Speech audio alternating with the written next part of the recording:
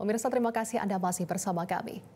Satres Narkoba Polrestabes Medan mengerebek sebuah rumah dan mengamankan 2 orang pengedar narkoba di Deli Serdang, Sumatera Utara.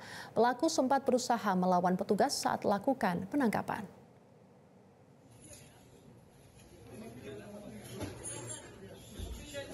Petugas Satres Narkoba lakukan penggeledahan di seluruh ruangan dan mendapati sejumlah narkoba jenis sabu-sabu yang tersimpan dalam rumah pelaku. Dalam penggeledahan, petugas juga mendapati sebuah ruangan kecil yang diduga tempat pelaku menyimpan narkoba. Di tengah operasi penggeledahan, seorang pelaku melakukan perlawanan dan berusaha melarikan diri. Pihak kepolisian pun terpaksa menghentikan secara paksa.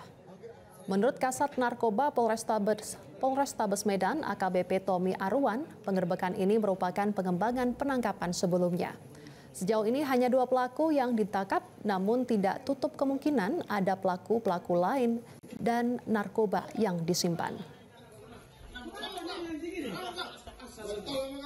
Yang merupakan hasil pengembangan kita terhadap penggerebekan transaksi narkoba tadi siang, sehingga kita menuju lokasi ini, dan di lokasi ini kita melakukan penggeledahan dan mengamankan sejumlah barang bukti, termasuk juga 2 orang kita amankan. Untuk lebih lengkapnya nanti kita akan sampaikan secara resmi di Polrestabes Medan. Ada sabu yang diamankan? Sejumlah barang bukti termasuk dari antaranya dugaan barang bukti berupa sabu ada. Jelajahi cara baru mendapatkan informasi. Download Metro TV Extend sekarang.